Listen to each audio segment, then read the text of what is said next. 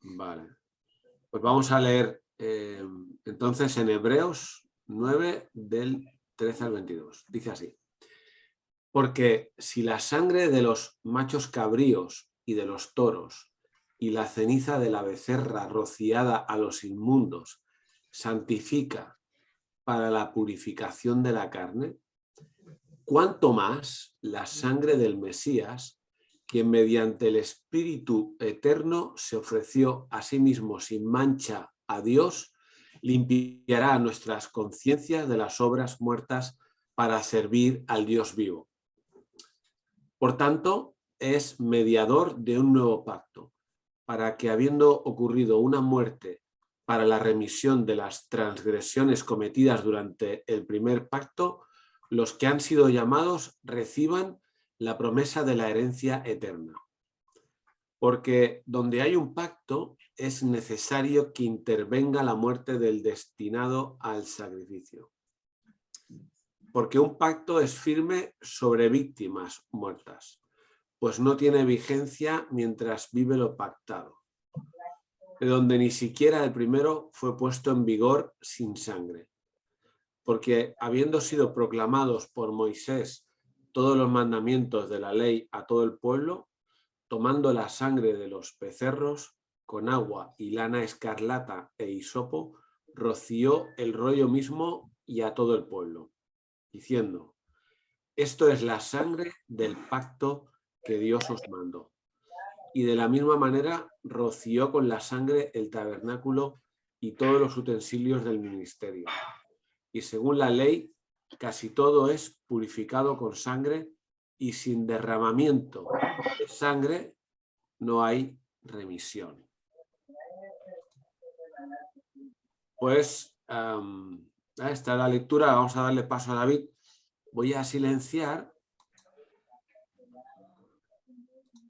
Y entonces, David, tienes que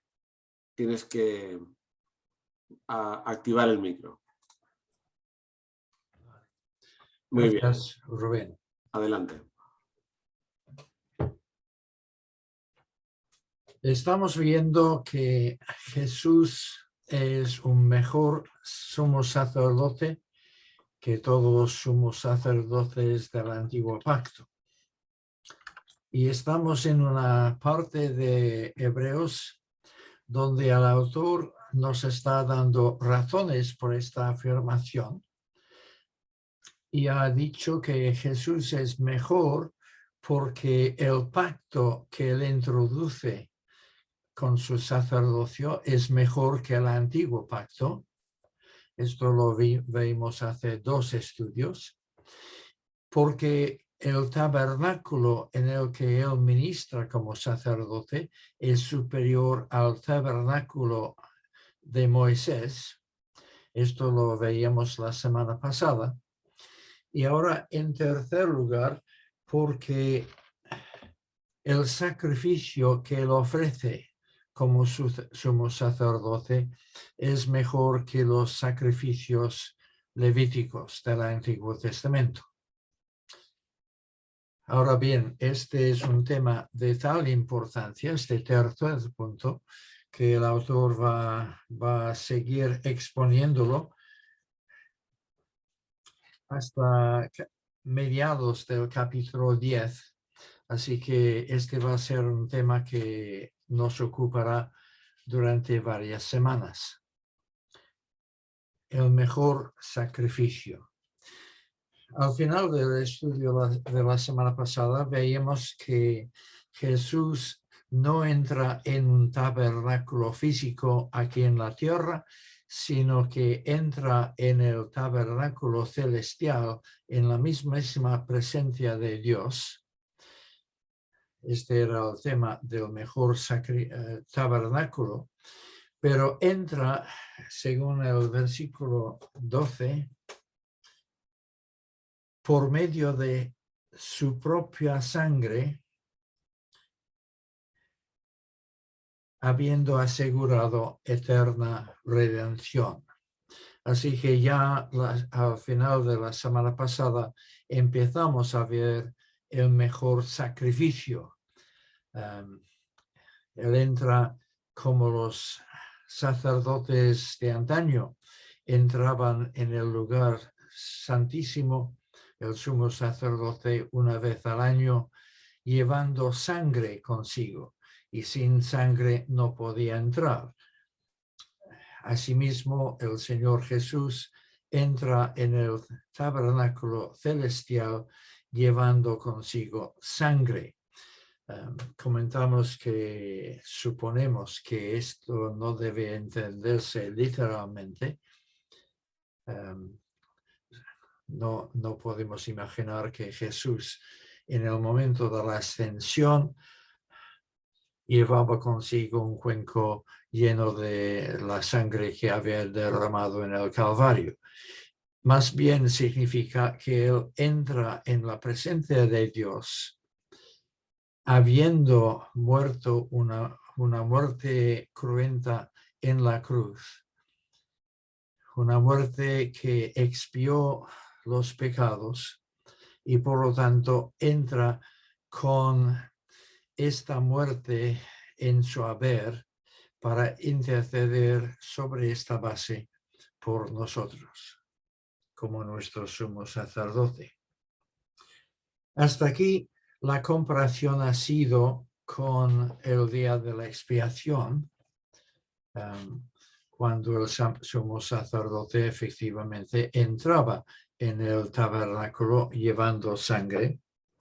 Pero ahora en el versículo 13 cambiamos un poco de énfasis, porque los machos cabríos y los toros podrían referirse todavía al día de la expiación, pero la ceniza de la becerra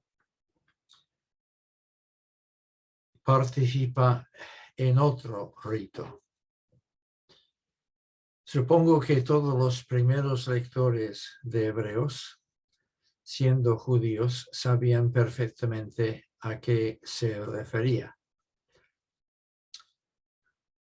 Supongo que los que estoy mirando en la pantalla no tienen el mismo conocimiento, así que tenemos que suplirlo un poco. La ceniza de la becerra se empleaba en un rito de purificación. La importancia de este rito es que no era una purificación moral, sino una purificación ceremonial. Se empleaba en diferentes circunstancias, pero mayormente cuando un judío había estado en contacto con un cadáver, con la muerte. En aquel entonces no existía pompas fúnebres ni nada similar. Los muertos descansaban hasta el entierro en casa. Y por lo tanto todos los de la casa entraban en contacto con un cadáver, aunque solo fuera compartiendo la misma vivienda.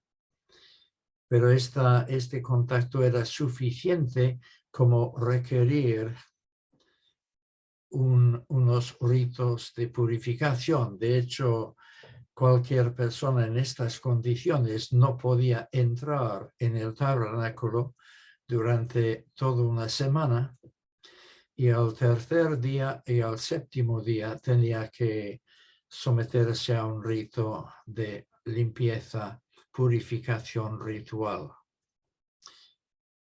Y esto consiste en ser rociado de un líquido mezclado con la ceniza de la becerra.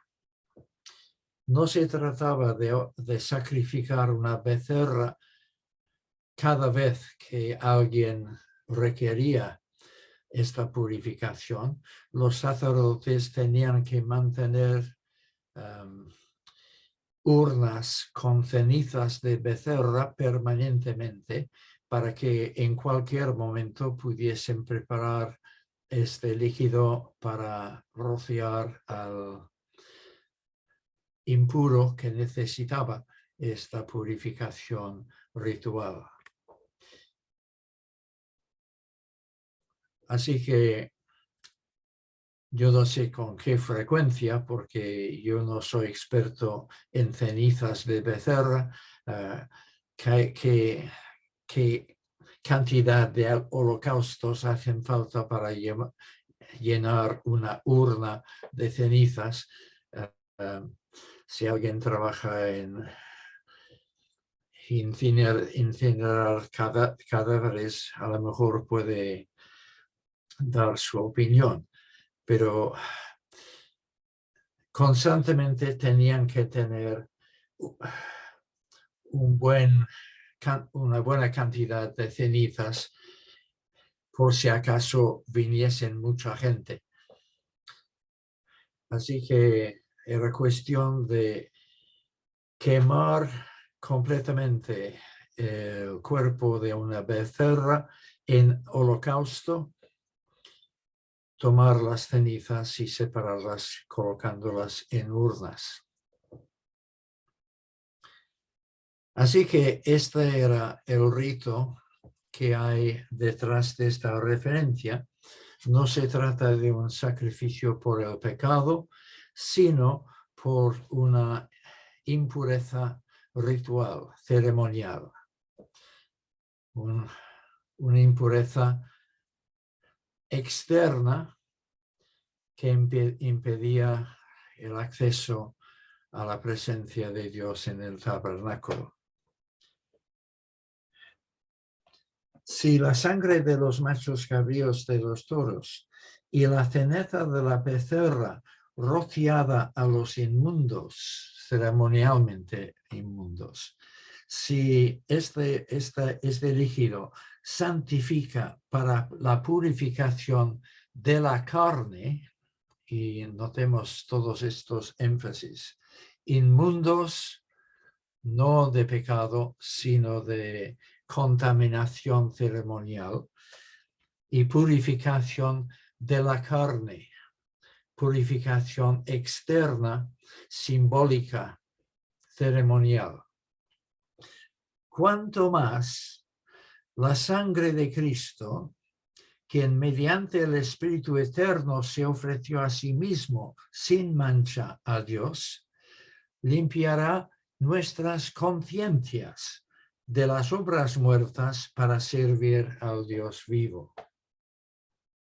Hay un claro contraste entre esta ceremonia del Antiguo Pacto y el sacrificio de Cristo. Unos detalles más. ¿Por qué una vaca? Normalmente los sacrificios eran de machos, animales machos, pero en este caso es una vaca. Y probablemente el simbolismo tiene que ver con la fertilidad, el hecho de que la mujer casi es símbolo de vida, de nueva vida. Y puesto que la persona ha sido contaminada por el contacto con la muerte, conviene un símbolo de vida para la purificación ceremonial. Dice el texto que nuestras conciencias tienen que ser limpiadas de obras muertas.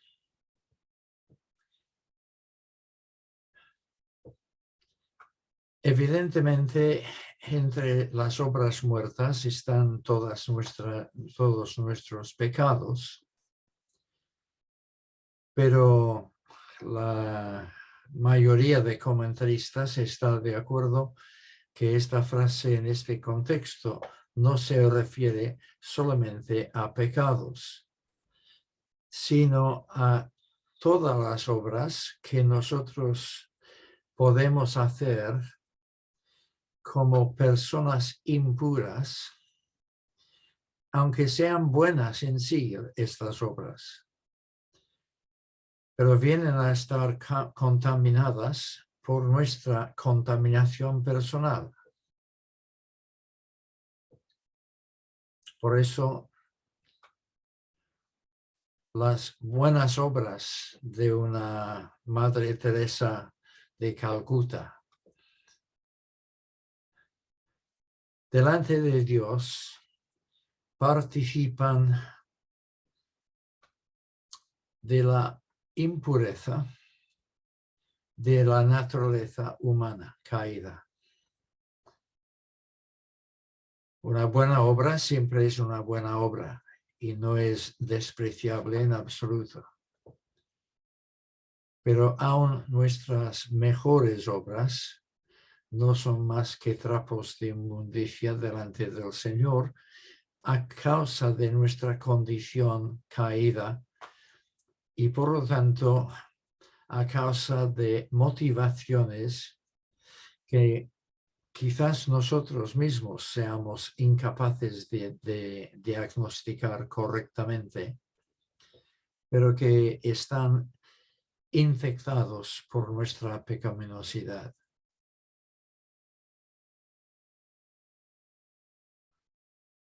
Las obras muertas, entonces, no son solamente pecados específicos, sino todo lo que opera la persona muerta en sus delitos. Pero notemos con qué detalle describe el autor el sacrificio de Jesús. Aquí hay suficiente para llenar toda la sesión de hoy, pero vamos a verlo rápidamente. En primer lugar, es un sacrificio inmaculado, sin mancha. Los sacrificios de animales también tenían que ser inmaculados, sin defecto alguno. Pero Cristo es sin mancha en lo espiritual, en lo moral, cosa que jamás se podría decir de un animal. En todo esto de la superioridad del sacrificio de Cristo, estamos trasladando cosas físicas y externas del antiguo pacto a cosas espirituales e internas del nuevo pacto. Cristo, para efectuar este sacrificio perfecto, tenía que ser él mismo un sacrificio perfecto, una víctima perfecta, sin mancha alguna. Y puesto que no ha habido ser humano alguno en toda la historia sin mancha excepto él fue la única víctima posible. Así que en primer lugar es un sacrificio inmaculado. En segundo lugar es un sacrificio voluntario. Él se ofreció a sí mismo. Como él mismo había dicho anteriormente, nadie me quita la vida. Yo de mí mismo la pongo. Esto en Juan 10, 18, donde él está hablando de sí mismo como del buen pastor que pone su vida por las ovejas. Y añade, nadie me quita la vida, yo de mí mismo la pongo. Leyendo la historia de la pasión, es cierto que Jesús fue sometido a malos tratos por los judíos y por los romanos. Y en un nivel parece que ellos mandan, ellos le quitan la vida. Pero lo cierto es que él tomó la decisión en el momento oportuno, según Lucas 9:51, puso su rostro, afirmó su rostro para ir a Jerusalén. Es decir, él sabía perfectamente lo que le esperaba en Jerusalén, pero él iba a poner su vida. Y luego, si leemos con cuidado las narraciones de la pasión, vemos que una y otra vez Jesús está controlando la situación. A pesar de que los judíos y los romanos piensan que ellos mandan, el que manda de verdad, de maneras más sutiles, es el Señor mismo. Y cuando finalmente muere, el texto de los evangelios no dice que murió, sino que entregó su vida, su espíritu. El centurión se sorprendió con la rapidez de la muerte, porque un crucificado puede estar días en la cruz sin morir. Pero Jesús murió después de 6 horas y murió porque él mismo puso su vida, entregó su espíritu. Así que en todo esto se confirma lo que dice Hebreos, que él se entregó a sí mismo. Así que en segundo lugar, su sacrificio es voluntario. En tercer lugar, su sacrificio es espiritual. Se ofreció a sí mismo mediante el Espíritu Eterno. Esta frase ha dado mucho que debatir a los expertos. Evidentemente está en contraste con la purificación de la carne en el versículo anterior. Para purificar al hombre interior hace falta un sacrificio que no es meramente físico, sino también espiritual. Algunos piensan, y quizás correctamente, que el autor tiene en mente esta misma frase que acabo de citar. Padre, en tus manos encomiendo mi espíritu. Él entregó su vida, pero entregó su espíritu en este sacrificio. Y por tanto, su sacrificio tiene consecuencias espirituales, no solamente físicas, en contraste con el sacrificio de animales que solo podían hacer limpieza física, ceremonial y simbólica.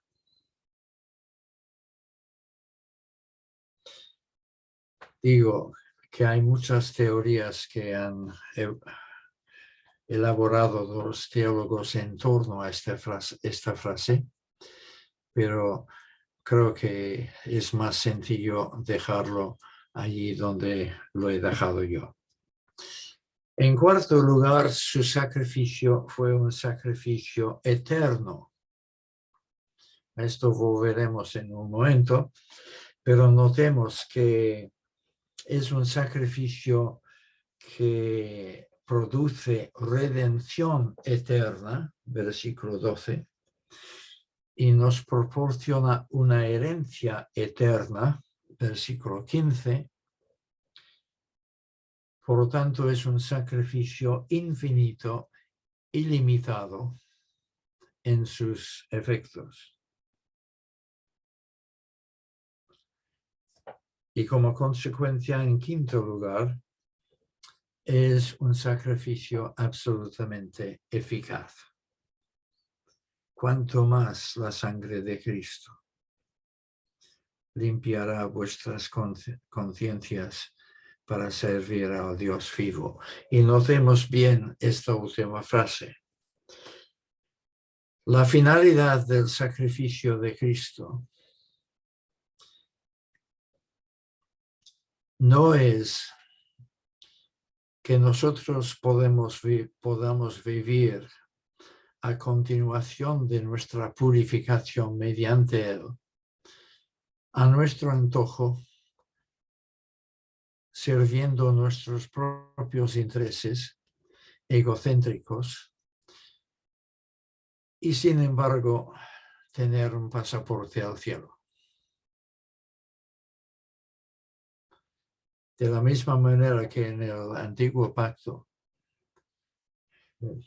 el pecador que ofrecía sacrificios por sus pecados tenía que tener la intención de romper con este pecado en lo sucesivo y luchar por vencerlo. Así también los que nos beneficiamos del sacrificio de Cristo no lo hacemos a fin de vivir para nosotros mismos, sino con el fin de vivir sirviendo al Dios vivo.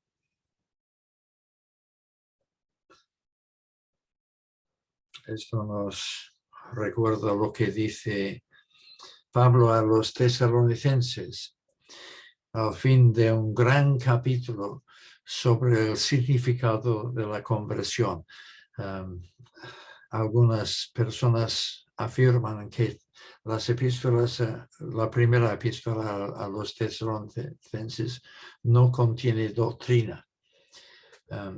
No sé lo que ellos entienden por doctrina, pero si quieres conocer bien lo que la Biblia entiende por conversión, hay que leer el capítulo 1 de Tesalonicenses. Y al final de este capítulo, Pablo dice que os convertisteis de los ídolos a Dios. ¿Con qué finalidad? Para servir al Dios vivo y verdadero. Es la misma idea que tenemos aquí. Esta es la finalidad de nuestra salvación. Y si negamos la finalidad de nuestra salvación, viviendo en lo sucesivo para nosotros mismos y no para Dios, estamos poniendo en tela de juicio la autenticidad de nuestra conversión. Bien. Pero hay una sexta característica del sacrificio de Jesús y aparece en el versículo 15. Por esto es mediador de un nuevo pacto, para que, habiendo ocurrido una muerte para liberación de las transgresiones cometidas durante el primer pacto, los que han sido llamados reciban la promesa de la herencia eterna. ¿Todo claro? A ver si algún voluntario, sin mirar al texto bíblico, quiera decirnos lo que ha dicho el autor en este versículo 15. Es un versículo de estos que tiene un lenguaje bíblico, pero al final no tienes ni idea de lo que el autor ha querido decir, al menos así me parece a mí. Así que debemos desgranarlo mejor. Cristo es mediador de un nuevo pacto. Esto es volver a lo que estábamos viendo hace 2 estudios, la superioridad del pacto.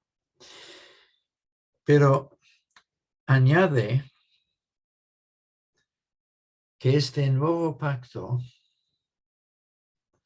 cubre los pecados cometidos en el antiguo pacto, para que habiendo ocurrido una muerte la de Jesús, para liberación de las transgresiones cometidas durante el primer pacto. Sí, como va a decir repetidamente el autor en pasajes siguientes, si la sangre de los animales ofrecidos en el Antiguo Testamento no limpian de pecado,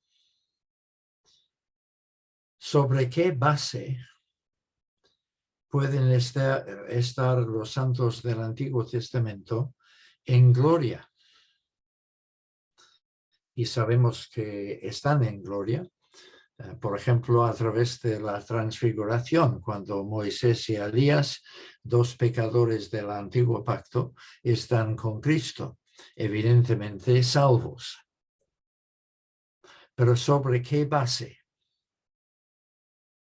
Y aquí tenemos la respuesta. Es un versículo emocionante cuando finalmente descifras lo que está diciendo. Los pecados cometidos bajo el antiguo pacto en realidad no fueron quitados por medio de la sangre de toros y becerros. Fueron quitados por la muerte expiatoria de aquel que se ofreció en el nuevo pacto. Porque la característica de este nuevo sacrificio no es solamente su carácter eterno, sino explícitamente dentro de este concepto de eterno, su carácter retroactivo. Cubre no solamente los pecados del futuro, sino también los pecados del pasado.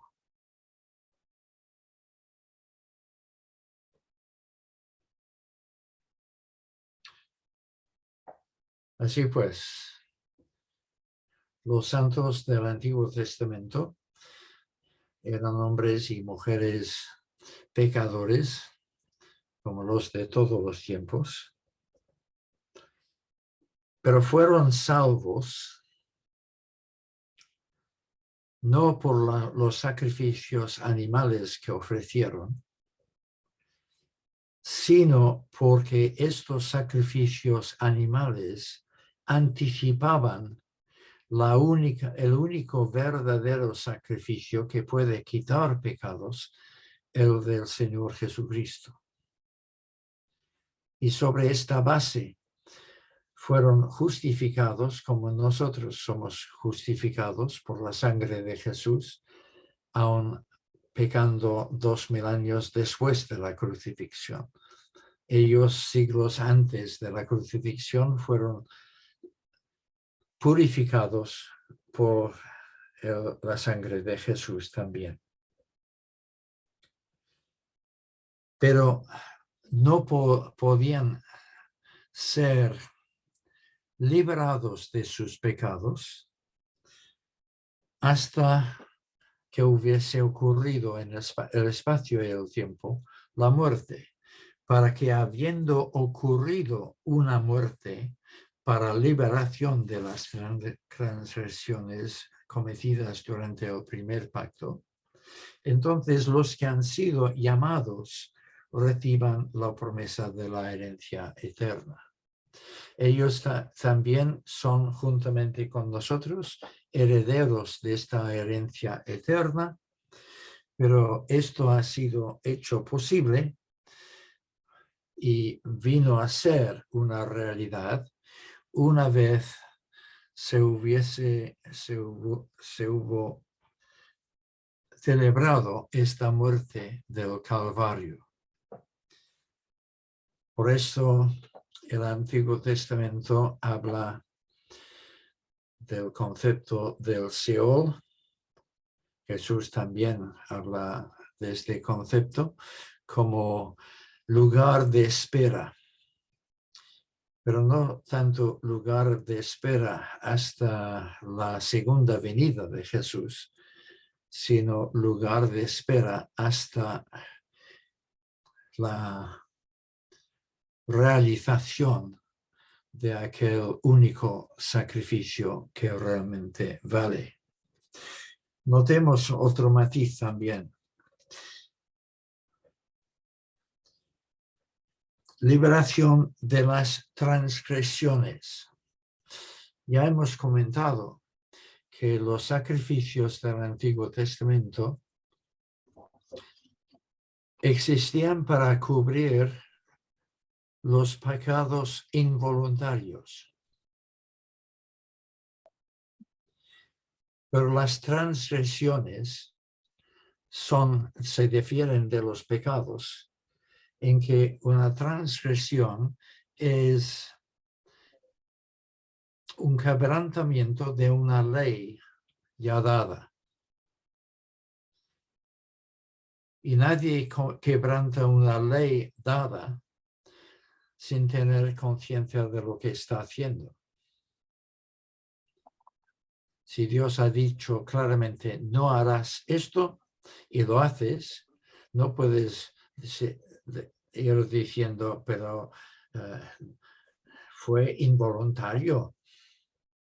No, lo hiciste con conocimiento de causa. Los sacrificios de antaño solo valían para lo involuntario, pero el sacrificio de Jesús vale para transgresiones. Y si hay alguien en batalla que nunca ha cometido una transgresión, levante la mano.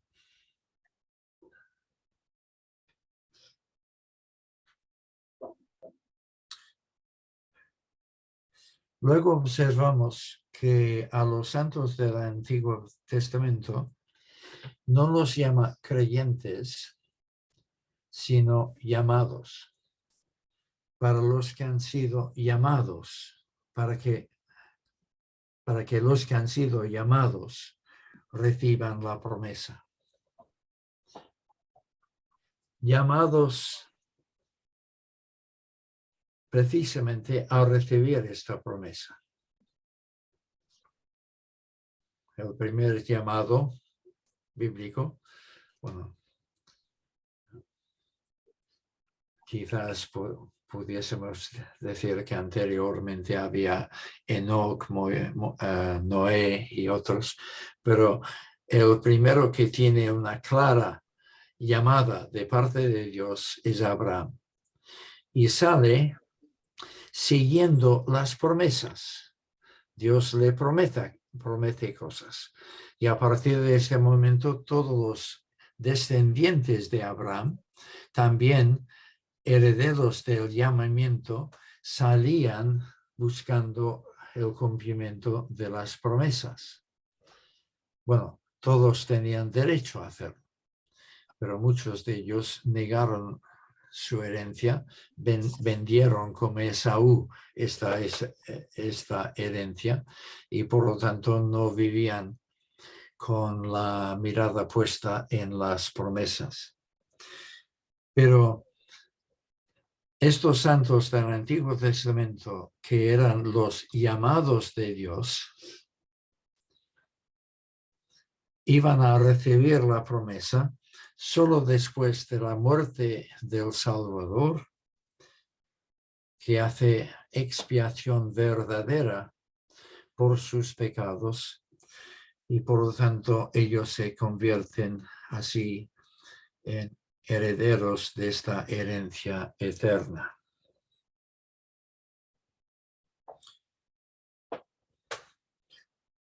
A partir de este momento, en los versículos 16 en adelante, el autor recoge esta idea de que tiene que intervenir una muerte antes de poder entrar en la herencia. El texto nos resulta complicado a nosotros por una razón sencilla.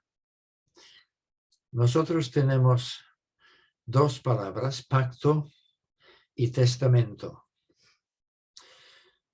Y para nosotros el pacto y el testamento funcionan de maneras diferentes.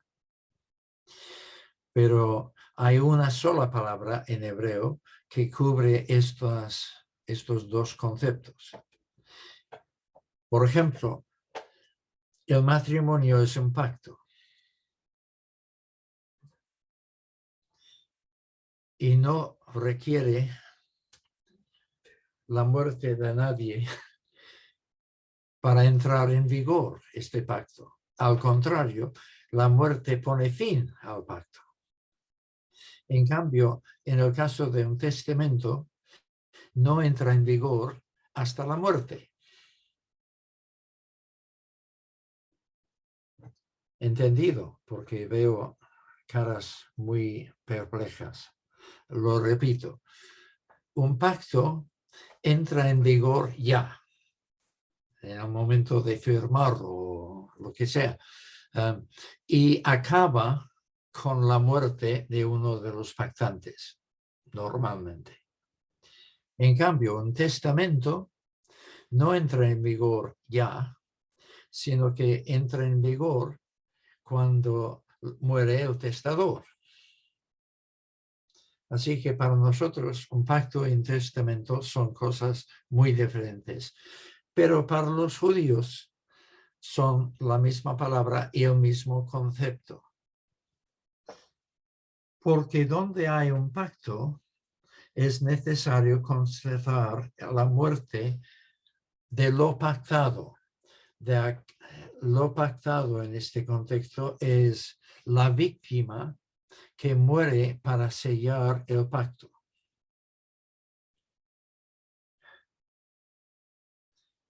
Esto no es cierto de los pactos modernos, pero sí era cierto en la antigüedad. ¿Os acordáis del caso de Abraham en Génesis, creo que capítulo 15? Cuando Dios ratifica el pacto con Abraham. Dios manda que él coja diferentes animales y aves, los mate y los divida en dos partes y pone las dos partes mirándose. Y entonces Dios pasea como una antorcha en medio de los animales muertos. El pacto con Abraham, a diferencia del pacto con Israel en el Sinaí, es un pacto unilateral, como lo es el nuevo pacto también. Dios lo hizo todo. Abraham no tuvo que pasear por en medio de los animales, pero normalmente en la antigüedad los dos pactantes hacían un sacrificio, dividían el animal y paseaban por en medio. Así sellaban el pacto. Tenía que haber muerte para confirmar el pacto.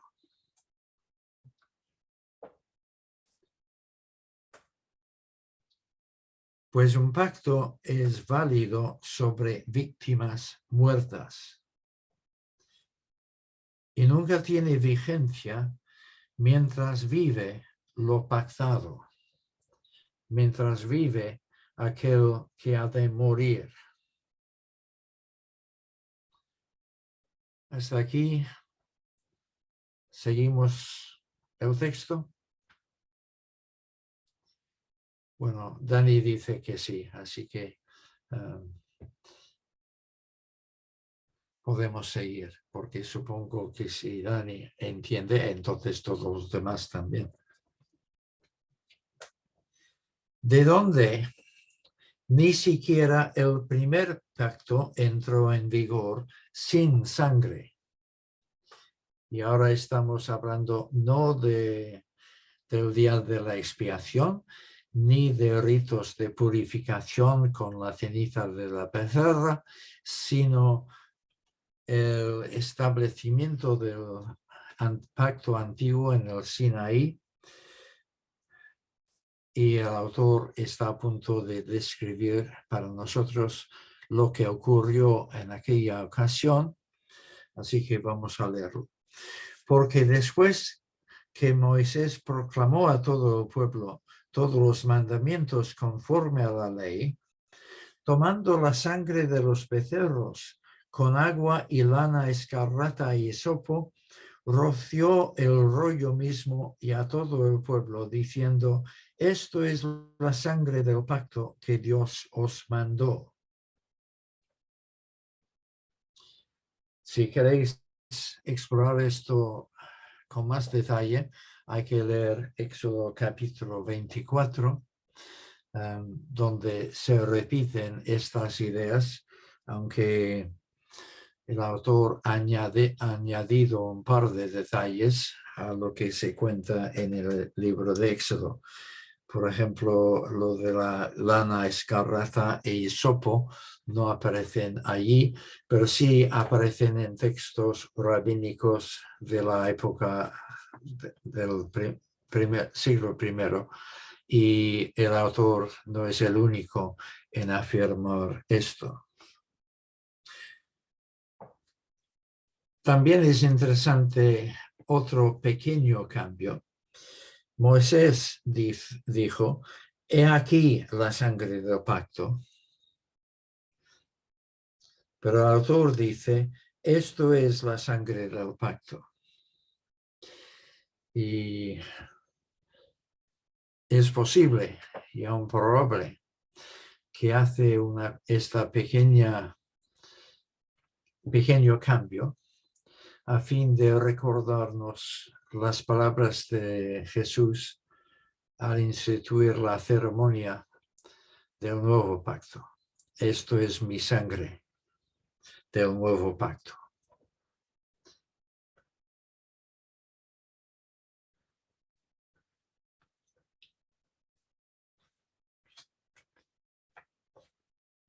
Lo que sigue en el versículo 21, leyendo el texto: y de la misma manera Moisés roció con la sangre el tabernáculo y todos los utensilios del servicio. Algún espabilado diría: ¿cómo? Imposible, porque en aquel momento el tabernáculo no existía, ni los utensilios que había dentro del tabernáculo. Y efectivamente, pero el autor no dice que fue en aquel mismo momento. Parece que sí, leyendo sin conocimiento de fondo, pero los lectores hebreos se habrán comprendido enseguida que el versículo 21 hace un salto hacia adelante, y cuando el autor dice y de la misma manera, está diciendo que de igual manera, años después o un tiempo después, cuando Dios había mandado construir el tabernáculo y preparar los utensilios, y cuando ellos empezaron a funcionar, entonces Moisés hizo lo mismo que había hecho anteriormente con el pueblo y el rollo de la ley. Así que el autor está estableciendo que en todos estos asuntos de pacto, de contrato entre Dios y los hombres, interviene la sangre. Y concluye diciendo: y según la ley, casi todo es purificado con sangre, y sin derramamiento de sangre no hay remisión, o no hay liberación, o no hay expiación de los pecados. Esta es una cita de Levítico capítulo 17, así que constantemente el autor está utilizando frases del Antiguo Testamento para reforzar lo que está diciendo. Bueno, hermanos, todo esto ha sido un poco complicado porque no estamos acostumbrados a todos estos sacrificios. Repito que si fuéramos judíos del primer siglo, habríamos practicado todos estos sacrificios nosotros mismos y por lo tanto tendríamos buena memoria de todos los detalles. Pero nosotros no y por lo tanto tenemos que refrescar nuestra memoria.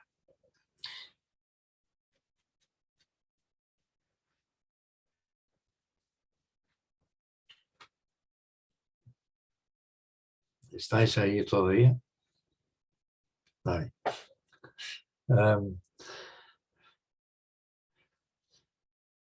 No sé lo que sacamos de todo esto.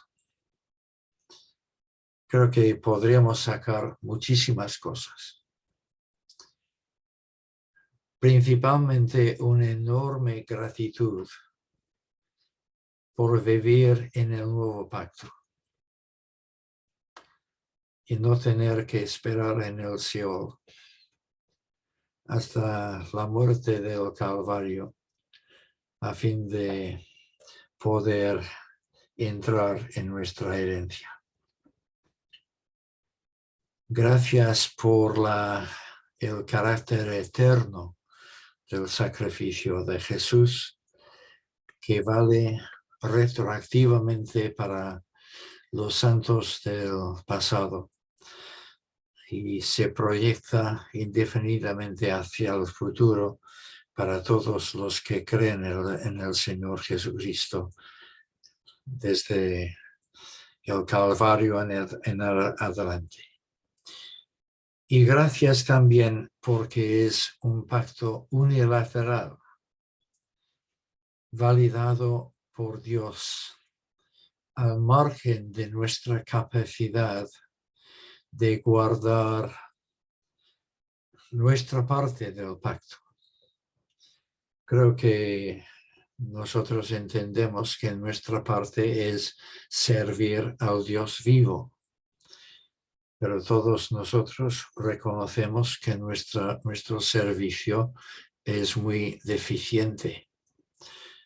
Pero gracias a Dios, esto no altera la firmeza del pacto que Dios ha establecido con nosotros. No debemos utilizar esto para justificar o como excusa para vivir mediocremente, pero es un consuelo enorme saber que Cristo lo ha hecho todo. El pacto ha sido sellado con sangre. Ha muerto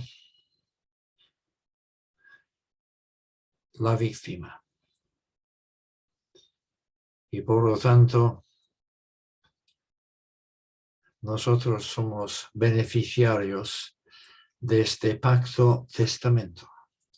Somos los herederos. Herederos de Dios, coherederos con Cristo, como dice Pablo. Y esta es nuestra gloria, nuestro privilegio, gracias a la plena eficacia del que se sacrificó a sí mismo por nosotros. Gracias, Señor, te damos por la perfección, la eficacia y la eternidad de tu sacrificio en nuestro lugar.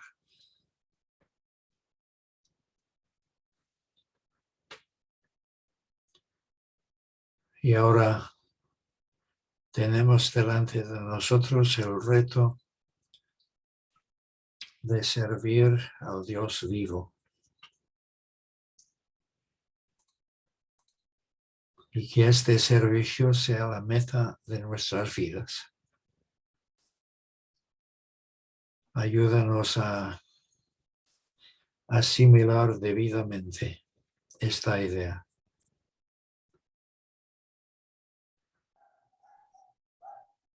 Y no servirte migas, sino nuestra vida entera.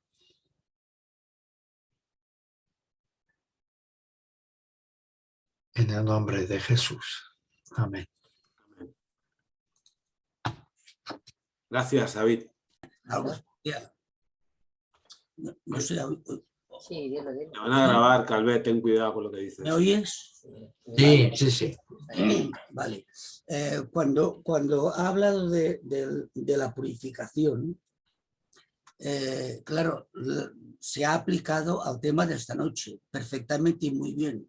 Para mí ha sido excelente. Pero yo recuerdo que siempre cuando se hablaba de la purificación de la sangre, de que tenían que guardar una semana antes de entrar en el templo, esto era una medida de sanidad. Sí. Seguramente sí. O sea, no, me ha gustado porque, claro, lo que yo había entendido siempre es que esto era una medida de sanidad y ahora aplicado al tema de esta noche, bueno, una luz tremenda. Me ha dado mucha luz.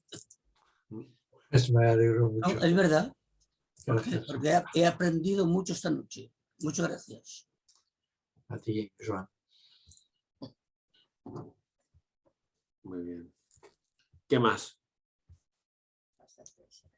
Don David, Sí. si le he entendido bien, aquí lo que habla el texto es de la doble vertiente del sacerdocio de Cristo, pues purifica el nuevo tabernáculo y luego presenta un nuevo sistema de sacrificio y lo paga, ¿no? Es lo que hemos visto hoy, ¿no? ¿Sería eso? Sí, sí, sí. Por eso los dos tipos de animales, ¿no? El animal purificador y el expiatorio, ¿no? Sí. Los animales que quitan el pecado solo simbólicamente en el antiguo pacto y el animal que purifica ceremonialmente. Los dos tienen su cumplimiento en el nuevo pacto en la persona de Jesús y su muerte. Sí, sí. Muy bien. Pues nada. Terminamos aquí, si os parece. Perdón, se me ocurre una pregunta ahora a raíz de lo que se acaba de comentar. Y es, actualmente, ¿podrías poner un ejemplo de impureza ceremonial que podamos cometer? Pues eso es lo que yo estaba pensando, porque solo vivir en este mundo que está muerto, pues ya nos contaminamos.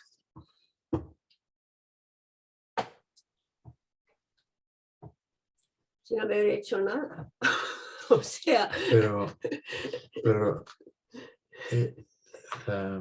Isaac quiere un ejemplo de contaminación a efectos ceremoniales. Lo digo porque has comentado que la sangre de Cristo cubre también esto, que tiene, entiendo, mucha relevancia para los creyentes del Antiguo Pacto, y ahora estaba pensando en la relevancia para nosotros. Y bueno, es una puerta nueva que se me ha abierto, que no había pensado. Por eso sí puedes poner un ejemplo. No puedo poner un ejemplo. Lo que me vino a la mente como reacción de a lo que estabas diciendo, Isaac, es que Hebreos es el único texto del Nuevo Testamento que entra en todas estas profundidades de los diversos sacrificios. Y los demás autores del Nuevo Testamento sencillamente nos hablan de Cristo, su sacrificio y cómo nos limpia de pecado, no a efectos ceremoniales, sino a efectos reales, y nos da acceso al Padre. Por supuesto, el autor de Hebreos enfatiza esto también, pero sin toda este bagaje añadido de referencias a otros sacrificios del Antiguo Testamento. Lo que quiero decir es que los demás autores del Nuevo Testamento simplifican mucho la cosa. Pero yo tendría que meditar más en tu pregunta, a ver si me viene a la mente una respuesta. No pasa nada, quizá. ¿Hay alguien que quiere ayudar? Yo solo pienso, no es que sea una respuesta, pero pienso cuántas cosas en nuestros cultos de adoración no son limpias delante del Señor. O sea, esa insistencia que has hecho tú, David, muchas veces del lavacro y de venir, y incluso a veces en el propio desarrollo de nuestros cultos, pues hay actitudes a veces que nos salen y que no quisiéramos y que los hermanos quizá no perciban, pero el Señor sí. Aunque no es claro, no es tan directamente algo tan físico, ¿no? Como pasaba en el tabernáculo, ¿no? Pero seguro que hay muchas impurezas incluso en nuestros propios cultos. Porque decimos, bueno, el Señor nos perdona y ya soy digno para el culto, pero es que en 1 hora y media o 2 ya ocurren cosas también.